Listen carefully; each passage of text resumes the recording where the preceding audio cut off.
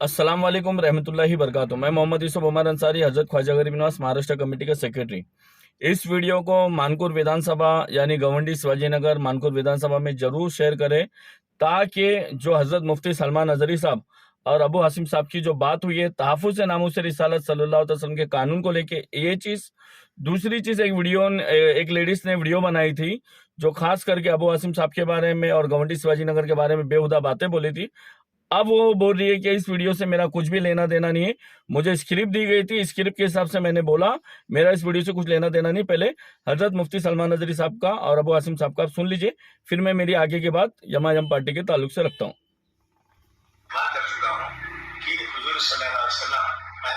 दुनिया में जितने लोग हैं इहतराम के काबिल, मैं सबको मानता हूँ, मगर मुस्तफा बिल्ला बस। हुजूर सल्लल्लाहु अलैहि वसल्लम के खिलाफ अगर किसी ने गलत अल्फाज से नवाजा तो उसको ये जो आपका 153A है या ये बिल्कुल बेकार है।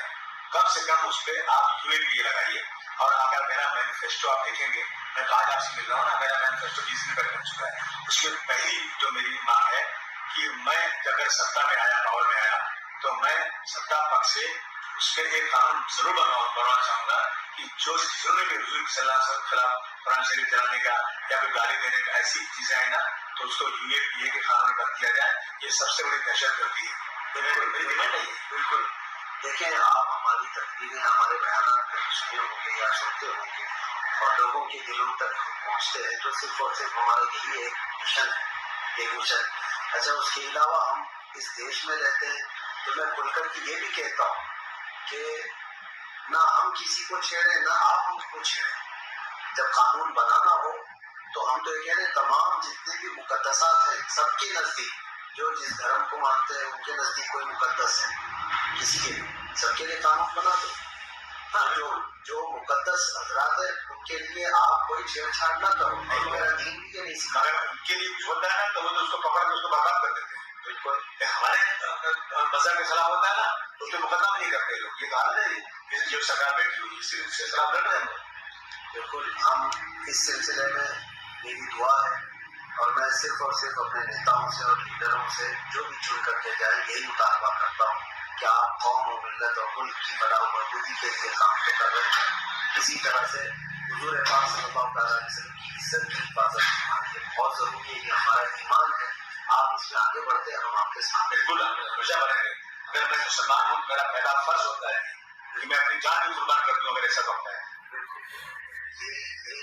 तो सुना आपने, अबू हासिम साहब ने मुफ्ती सलमान नजरी साहब के सामने एकदम इकरार किया कि जैसा ही मैं सदन में पहुंचूंगा तहफ़्फ़ुज़ नामूस रिसालत सल्लल्लाहु अलैहि वसल्लम का कानून बनाऊंगा। और ये बात हजरत मुफ्ती सलमान नजरी के दरमियान में और अबू हासिम साहब के दोनों के दरमियान ये बात हुई, और इंशाल्लाह मुझे उम्मीद भी है कि अबू हासिम साहब जो है इस कानून को बनाने में हमारा साथ देंगे। दूसरा, एक वीडियो बहुत ज्यादा वायरल हो रहा था अबू हासिम साहब के खिलाफ, खास करके गवंडी शिवाजीनगर के खिलाफ, के बहुत ज्यादा नशा बिकता है, बहुत ज्यादा वहाँ पान की दुकान में पान की सिगरेट खत्म हो सकती है, बीड़ी खत्म हो सकती है, मगर वहाँ नशा खत्म नहीं हो सकता। हर पान की दुकान में, हर किराने की दुकान में वीडियो के जरिए बताया गया था कि नशा बिकता है और आपको चरस गांजा मिलेगा। आप उस औरत का क्या कहना है वो भी सुन लीजिए, और आगे यमायम पार्टी का क्या मसला है मैं वो भी आपको बता देता हूँ।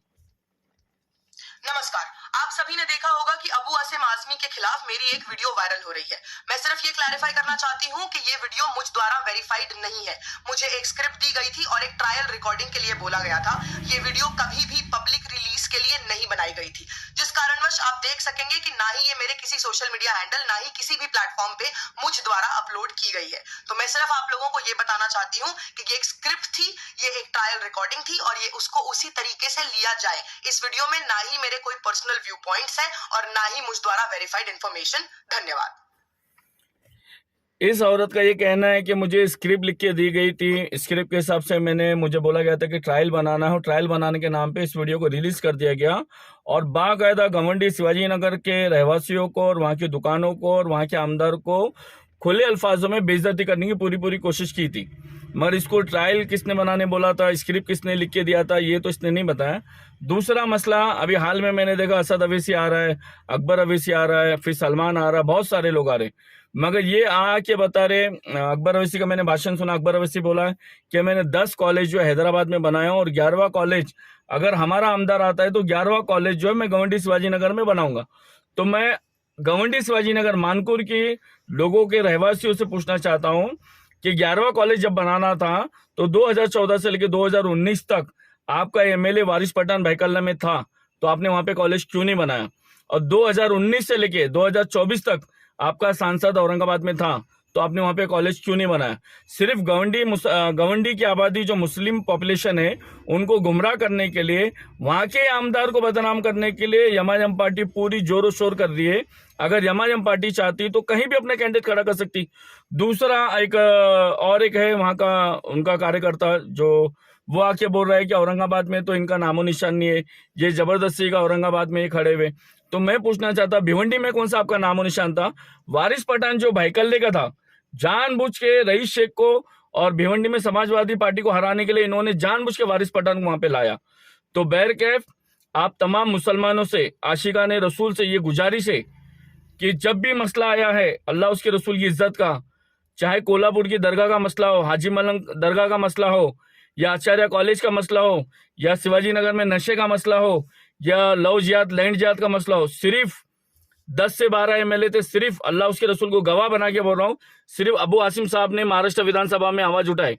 यमाजम पार्टी वो है सिर्फ सदन में या तो अकबर अवैसी बोल सकता है या तो असद अवैसी लोकसभा में बोल सकता है, बाकी ये अपने के नीचे के लोगों को नहीं बोलने देते। ये बात आप लोगों को समझना चाहिए। अभी हाल ही में भिवंडी में वारिस पठान को अकबर अवैसी ने हाथ भी नहीं मिलाया, वारिस पठान के हाथ से फूल का हार भी नहीं पहना।